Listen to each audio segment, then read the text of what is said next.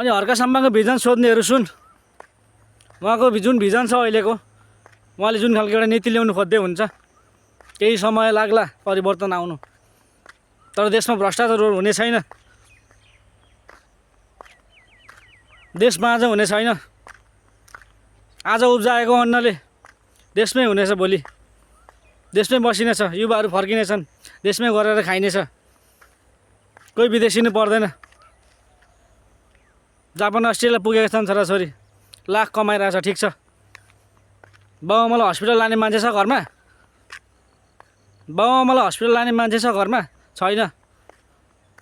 जति शेष नेपालमा बेरोजगारी नै शेष होला। एक दुईजनाले रोजगार गरे होला, टाउकेहरूको नाते सम्बन्धको मान्छेहरू होलान्, सरकारी जागिर खाँदै होलान्, होइन? त्यही हो नि, बुढाहरूले त्यही गर्यो नि। सरकारी जागिरमा त आफ्नो नाता गोता त लस्कर लगायो नि त बुढाहरूले हिजो। तपाईँ हामीलाई थाहा छ त त्यो कुरा त। फेरि पनि त्यही कुराहरू दोहोऱ्याउन चाहन्छस् तिमीहरू, चाहनुहुन्छ तपाईँहरू भने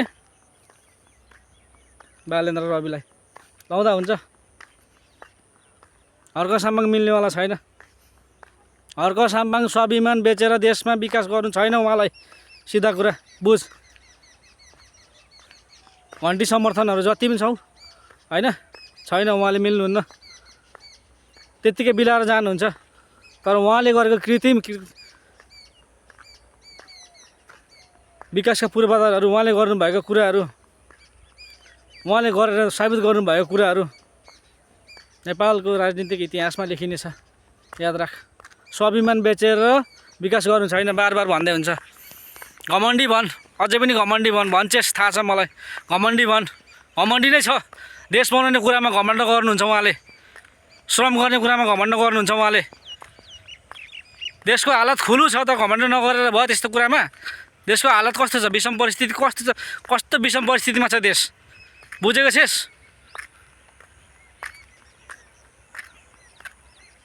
प्रविधिको कुरा गर्दै थिइस् खुब तिमीहरू। जेसिबी लगाइस्, ल डोजर लगाइस्, ठुल्ठुलो डोजरहरू लगाइस्, होइन? क्रेनहरू चलाइस्, बारीमा लाउँछस् डोजर। पहाडको अधिकांश बारीहरू सबै जङ्गल भएको छ अहिले। झापामा होला, झापामा काम गरिरहेछ मान्छेले अहिले पनि, ठाउँ राम्रो छ, हरेक कुराहरू छ।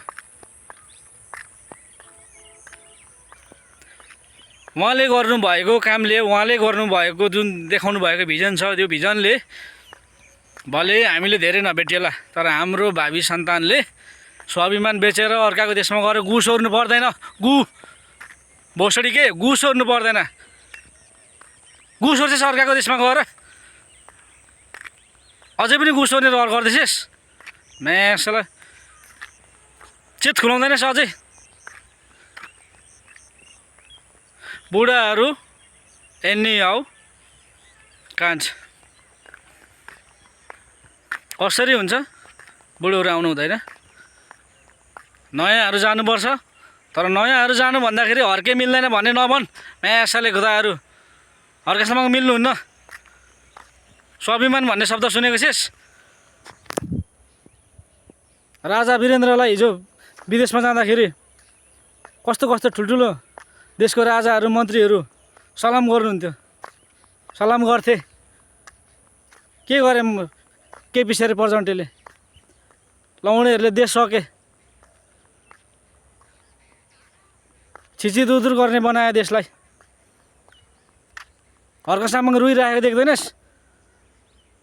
मेरो देश नेपाल भनेर विदेशमा गएर विदेशीहरूलाई भन्नु पनि लाजमर्दो बनाएको छैन हाम्रो देशलाई। कहिलेसम्म बुझ्दैनस् यस्तो कुराहरू? स्ट्याटसको कुरामा आजदेखि ध्यान राख। मैले धेरै भन्नु छैन, मैले तपाईँहरूलाई कराउनु आएको पनि होइन। यति कुरा याद राख्नुहोस्, हर्क साम्बाङको भिजनले भोलि देशमा परिवर्तन आउँछ, देशमै फलाइन्छ, देशमै खाइन्छ। प्रविधिको कुरासँग जोड्नु मन लाग्यो। श्रम, संस्कृति र प्रविधि सबै जोड्नु भएको छ हर्क साम्बाङले। हेर उहाँको नीतिमा तपाईँहरूले हेर्न सक्नुहुन्छ।